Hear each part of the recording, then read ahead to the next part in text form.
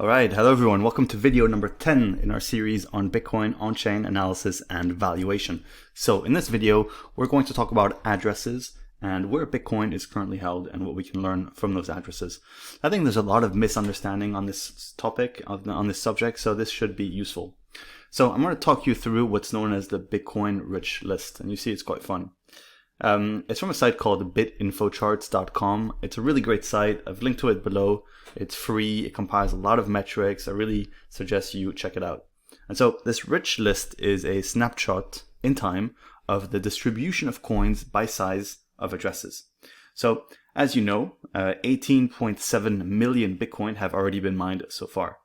Not all of the 21 million Bitcoins have been mined yet. You know, that's going to take into the next 114 years or so. And so this table shows us in what type or in what size of wallets those 18.7 million Bitcoin are currently sitting in. So the way you read this, right, if, for example, if you focus on just one line of that table, the one I've circled here in red.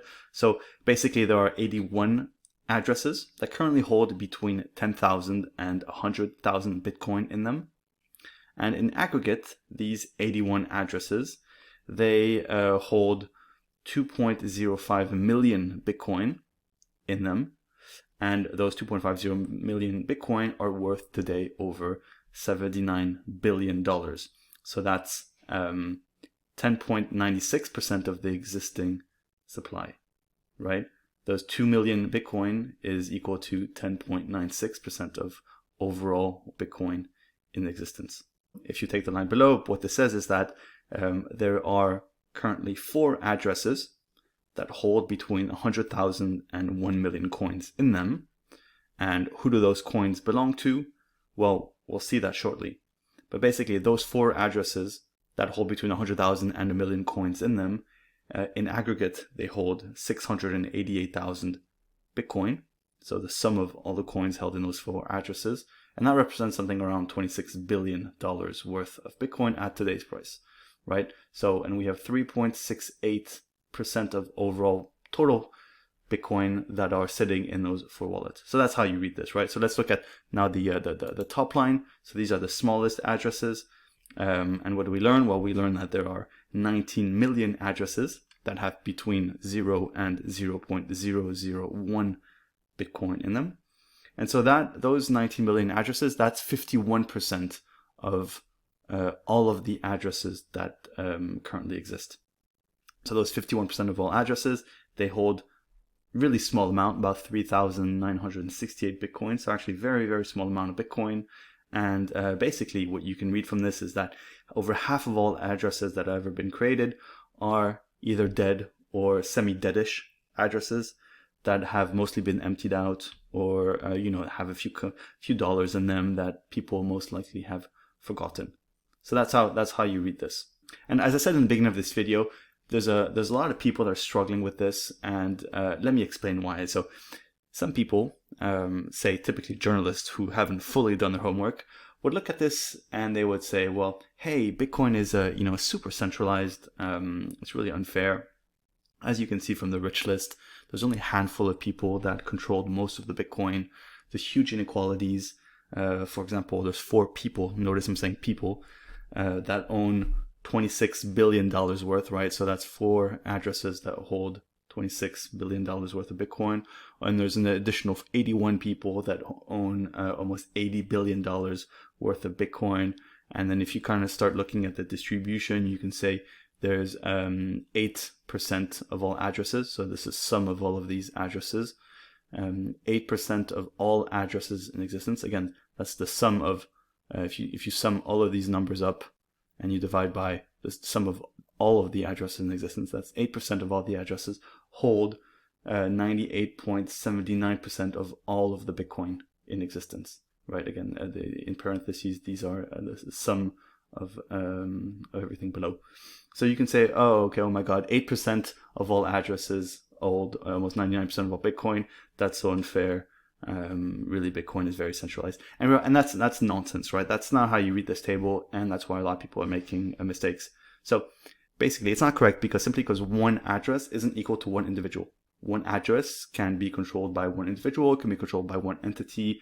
One individual can control, hundreds of addresses. Basically, you can't know.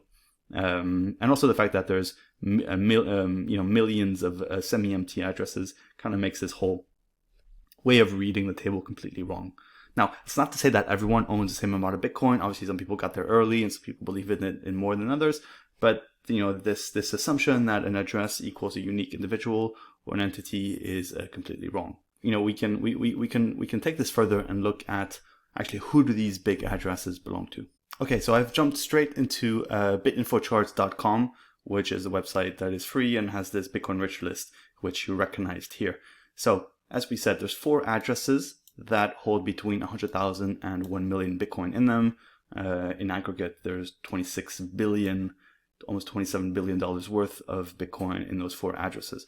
So let's have a look at how this works and actually who are those addresses, who do they belong to, and what can we get, what kind of information can we get. So if you scroll down, you actually have the top addresses here ranked from the biggest one. So if we look at this first line, this address here has a balance of 293,000 Bitcoin in it, so worth about $11 billion, absolutely massive. 1.57% of existing supply is in it. And then we can see the transfers in. So there's actually 600 transfers into that address. And the first transfer happened somewhere in 2018. So 2018-10, that was the first transfer. And the last transfer in was actually a few days ago. So end of May 2021. And then we can see how many transfers out. So that address, 407 transfers came out of that address. And the first one was in 2018. And then the last one was also relatively recently. And so we also have the fact that it's tagged here, wallet equals Binance Cold Wallet. So the website, some of these very, very big addresses, it's known that they belong to exchanges. And so this website does a good job at tagging them. So you can see that actually this address is known to belong to Binance, and the one below is known to belong to Bitfinex, and the one below Huobi. So now it becomes interesting. So out of the 4 massive addresses, right, these don't belong to billionaires. They actually, at least the top 3 of them, 3 out of 4 are known to belong to an exchange. And so belong to an exchange means that they can basically hold Bitcoin that belong to hundreds of thousands or millions of customers, right?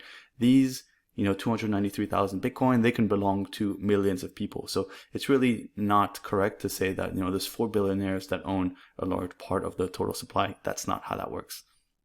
All right, cool. And then the fourth one hasn't been tagged, so we don't know who it belongs to. It could belong to an exchange. It could belong to a billionaire. I think just looking at this right now, we don't know. We know that it was open relatively recently, in 2019. It's not an OG address, and it's been quite active. 384 transfers in, 42 transfers out. So it could be an exchange, could be something else. And if you want to scroll down here, if you look at the top 10, there's actually a bunch of them that have been tagged. So there's 1, 2, 3, 4, 5 addresses are known to belong to exchanges. So there's at least 5 out of the top 10 addresses that belong to an exchange. So that we know that they don't belong to a unique person or billionaire or Satoshi himself or whatever.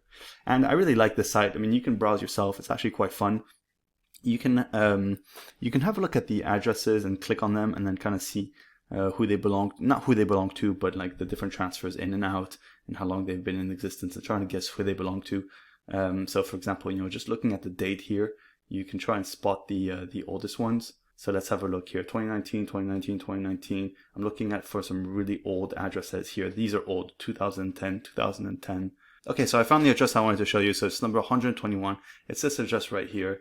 And it's super interesting because it was opened. So the first time a transfer happened onto this address was 2009 in February. So this is really months after Bitcoin got started. So this is definitely belonging to some kind of OG. It could belong to Satoshi himself. Let's have a look. So I clicked on it, and then you can have more information about this wallet. So we know that this wallet has 8,000 Bitcoin in it. So it's worth over $300 million at this point in time. And this line shows all the different transfers in. So you can see there's been transfers, and this line is going up, all the way to 8,000, and then it's completely flat all the way to today. So basically there has been no transfers out, and you can look at the detail of all of those transfers directly here. So The first transfer was done on the 22nd of Feb 2009. 400 Bitcoin came into this address, and then you can see, another 350, 400, 1,200. And this is so early on that Bitcoin didn't even have a price here. This whole section is empty. And then the last transfer in was done in, on the 26th of April 2009, 750 Bitcoin.